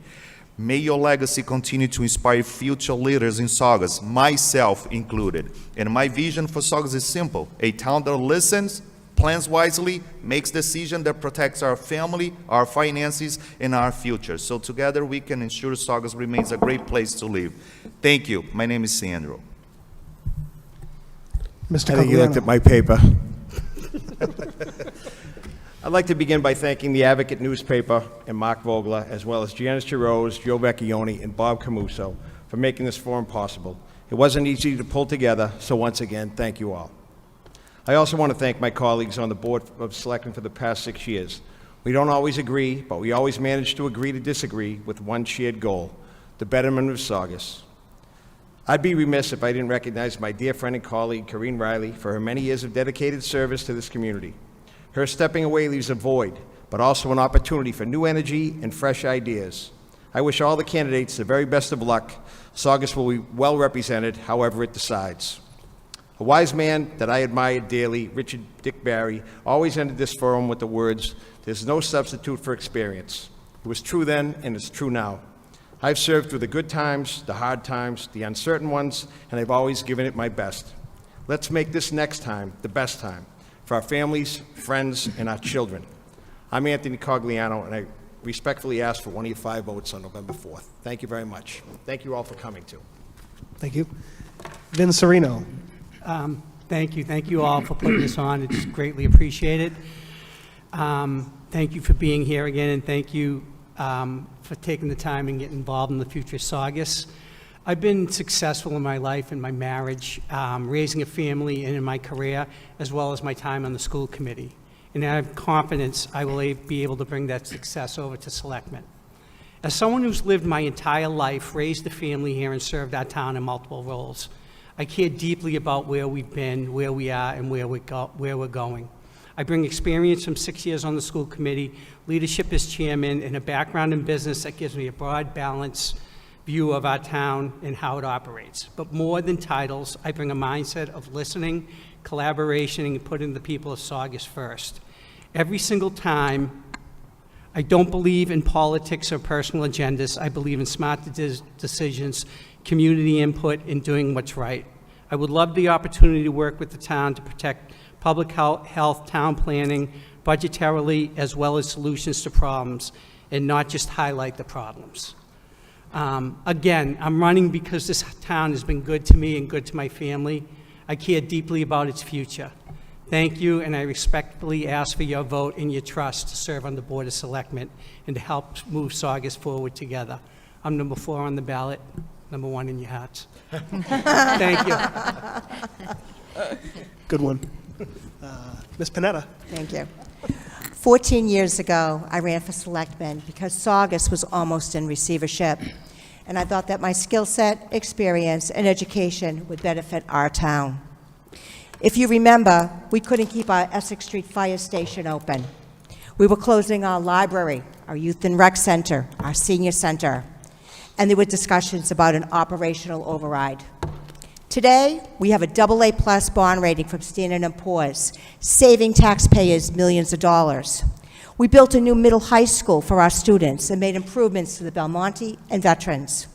We built parks and playgrounds, and we continue to prioritize quality of life issues for our residents, and we're working on new playgrounds for Golden Hills and Stackpole Field. We made improvements to public safety. We became a green community. We opened a charm center. We built a solar farm and completed a rail bike trail.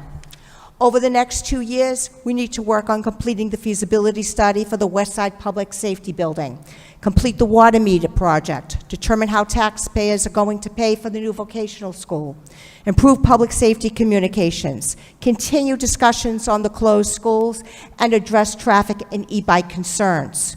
Most importantly, we need to protect the character and the financial stability of our town. I am proud of the work that I've been involved with as a selectman, and I look forward to continuing my efforts to move Saugus forward. My name is Deborah Panetta. I am number 7 on the ballot, and I respectfully ask for one of your votes on November 4th. I want to thank Joe, Janice, Mark, all of my fellow candidates that are running, the people in the audience and those watching at home, and most importantly, my family, my husband, Mark, my daughter and son. Thank you all very much.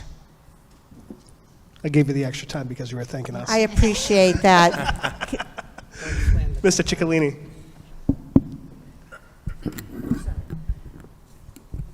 Thank you. Again, thank you to our moderators, Mark, Janice, Joe, Bob Camuso, for your help trying to put this together, as well as SCTV. And thank you to my family, friends, and all those in the audience and those at home.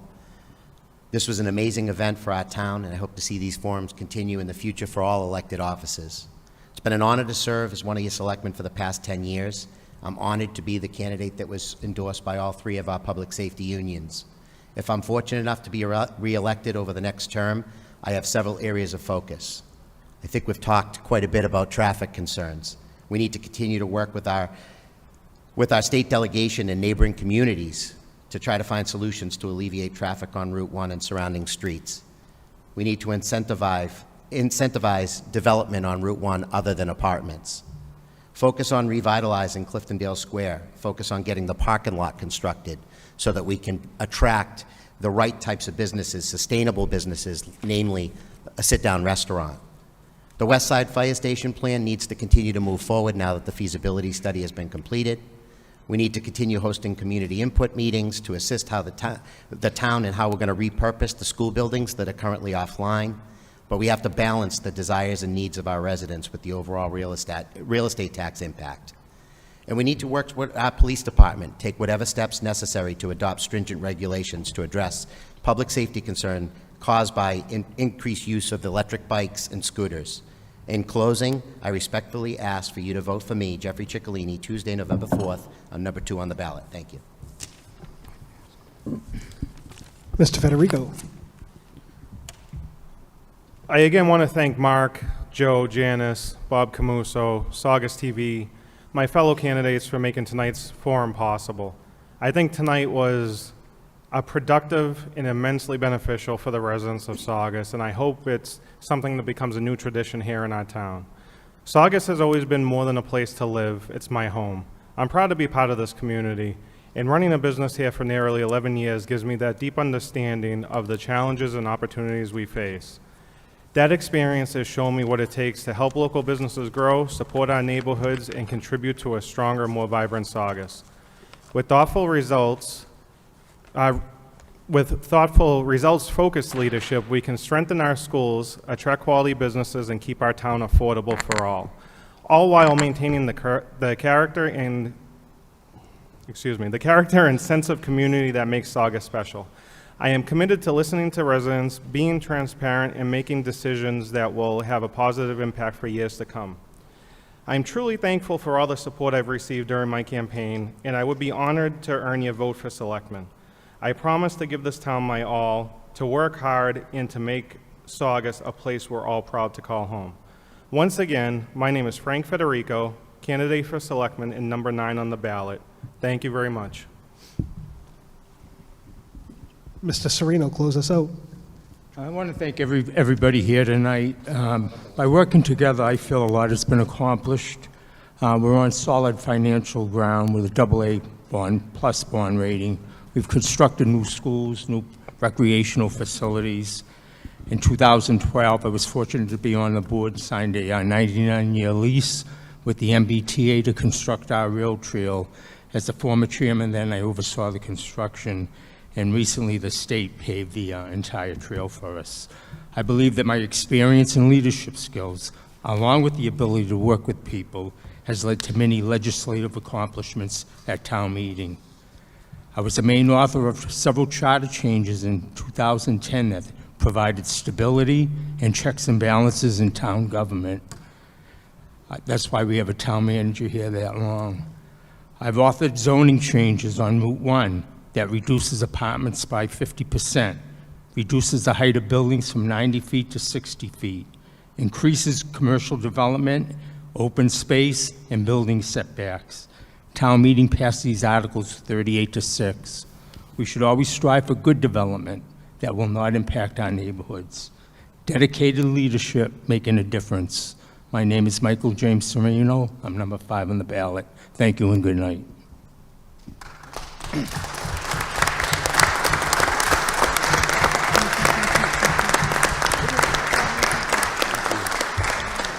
Well, speaking for the team here, which it was great working with you and Mark. And You guys did a great good job. tonight. What did you say, Mike? You did a good job, all 3 of you. Yeah, it was Thank a you. wonderful experience, and we tried to tailor-make the questions that would appeal to all the residents, and you guys have done a great job. I'm proud of all of you, and thank you very much. Thank you. Thank you, Janice.